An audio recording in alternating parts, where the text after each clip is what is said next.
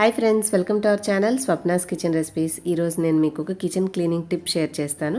మనం రెగ్యులర్గా కిచెన్లో వాడుకునే మిక్సీ అనేది ఎటువంటి సోప్ ఆర్ లిక్విడ్ అవసరం లేకుండా కేవలం కొంత పేస్ట్ అనేది ఉపయోగించి దాన్ని కొత్త దానిలాగా ఎటువంటి మురికి లేకుండా చక్కగా షైనీగా తయారు చేయొచ్చండి. ఇక్కడ మీకు మార్కెట్లో ఒక పక్క స్పాంజ్, ఒక పక్క స్క్రబ్బింగ్ ఉన్న స్క్రబ్బర్స్ దొరుకుతూ ఉంటాయి. దీనివల్ల ఏంటంటే మనకి స్పాంజీ వన్ సైడ్ ఉండడం వల్ల ఫోమ్ అనేది చక్కగా ఫామ్ అవుతుంది.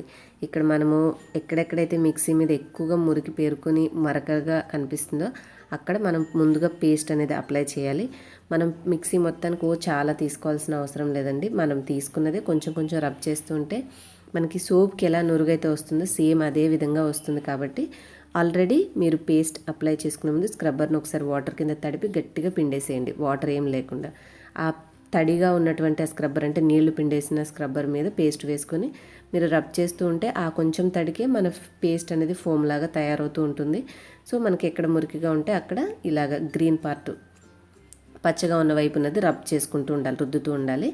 తర్వాత మనకి వెనక సపోర్ట్ స్పాంజ్ ఉంటుంది కాబట్టి అది ఆటోమేటిక్గా ఫోమ్ అంటే నురుగు వచ్చేలాగా చేస్తూ ఉంటుంది. దాని మీద మనకి కొంచెం పేస్ట్ అది తగులుతూ ఉంటే కూడా ఇలాగ మీరు మిక్సీ అంతా క్లీన్ చేసుకోండి. ఇంకా మనం జార్ పెట్టే దగ్గర కూడా మీరు నార్మల్గా ఇదే స్క్రబ్బర్తో క్లీన్ చేయొచ్చు. మనకి పైపు పెట్టే దగ్గర కూడా అది ఎక్కువగా ప్రెషర్ పడకుండా దాన్ని నేల మీద ఇట్లాగా పెట్టుకొని చక్కగా స్క్రబ్ చేసుకుంటే వైర్ మీద అంతా ఉన్న మురికి కూడా చక్కగా నీట్గా పోయి కొత్త దానిలా కనిపిస్తుంది. సో ఇట్లాగా మనము ప్లగ్ వైర్ అంతా కూడా క్లీన్ చేసేసుకోవాలి.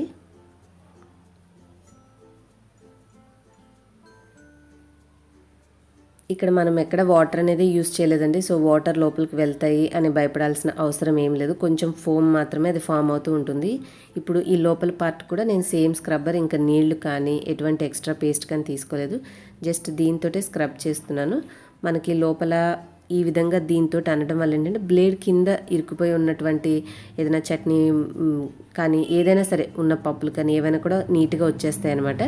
మీరు కావాలంటే కొంచెం చాకు హెల్ప్ తీసుకొని ఈ పక్కల ఈ విధంగా గీరుకుంటే మనకి సైడ్స్ పేరుకున్న మురికన్నా వచ్చేస్తుంది. లేదు అంటే మనము టూత్ బ్రష్ హెల్ప్ అయినా సరే తీసుకోవచ్చు. ఏదైనా కూడా ఆ అంచుల్లో ఉన్నటువంటి మురికి పోవడానికి టూత్ బ్రష్ కానీ ఇలాగ కానీ చేయొచ్చు. మీకు ఏది కన్వీనియంట్గా ఉంటే అది చేసి మిక్సీ లోపల పార్ట్ అంతా కూడా క్లీన్ చేసేసుకోవాలి.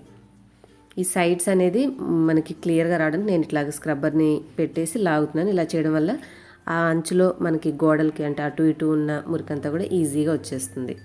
సో అంతే అండి. ఈ విధంగా జస్ట్ ఇక మనకి ఏంటంటే చెప్పడానికి ఏమీ లేదు. ఇంకా ఎక్కడ ఉందో మురికి అక్కడ పోయేలాగా అవసరమైన చోట గ్రీన్ స్క్రబ్బరు, కొంచెం మెత్తగా పొడిగా ఉన్న దగ్గర పచ్చగా అంటే పసుపుగా ఉన్న వైపు బాగా స్పాంజ్ వైపు ఉన్నది రుద్దుకుంటూ ఉంటే మిక్సీ అనేది క్లీన్ అయిపోతుంది. ఫైనల్గా ఒక పొడి బట్ట తీసుకొని మనం రుద్దిన మురికి అంతా కూడా పోయేలాగా ఒకసారి వైప్ చేసేసుకున్నామంటే నీట్గా శుభ్రం అయిపోతుంది. ఎటువంటి ఒక డ్రాప్ వాటర్ అనేది లోపలికి వెళ్తుందేమో, మిక్సీ పాడవుతుందేమో అని భయపడాల్సిన అవసరం లేకుండా చక్కగా మన మిక్సీ మళ్ళీ మనం కొనుక్కున్నప్పుడు ఎలా కొత్తగా ఉందో అలా నీట్గా వచ్చేస్తుంది.